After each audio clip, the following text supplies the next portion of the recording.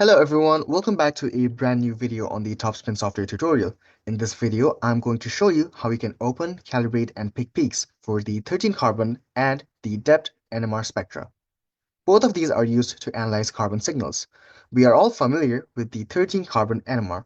DEPT is a new special type of carbon NMR, and I will speak further about it later on in this video. So let us get started with the 13 carbon NMR. First, open your TopSpin software, and from the File Explorer, open the 13 carbon NMR of your product. Once you've done that, the first step is to always calibrate it. So I'm going to zoom in to the section of my solvent peak. For this experiment, I used chloroform or CdCl3 as the solvent, which has a solvent signal of about 77.4 parts per million in a carbon NMR. Right now, the solvent peak is at 77.03 parts per million, which is slightly off. So what I'm going to do is go to the bottom left in the command box and type .cal and press enter.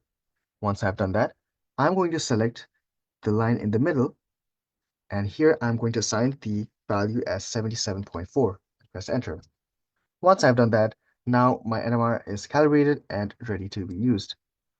The next step is to pick peaks. The steps for picking peaks is the same as we previously did with our proton NMRs. We go to the top left in the Analyze tab, and under Analyze, we select Pick Peaks.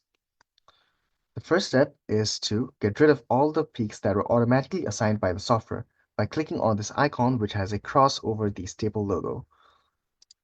Once I've deleted all the automatically assigned peaks, then I'm going to select the icon which looks like a staple.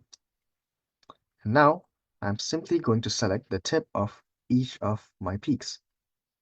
And remember, you do not have to select the solvent peak in this process.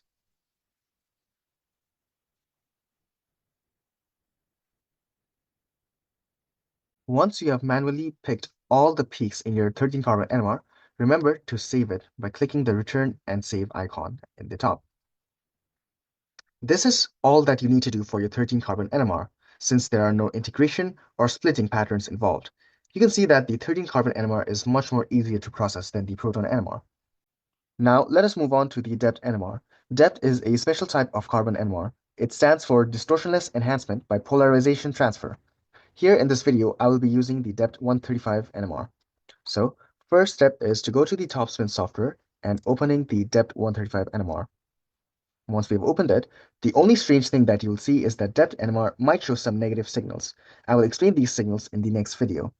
The way we process this NMR is pretty much the same as how we did for the regular carbon NMR.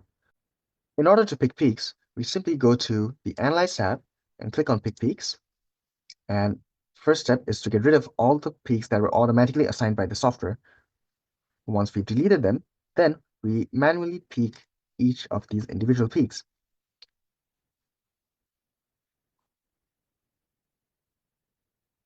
Once we have done that, now it is time to return and save our changes.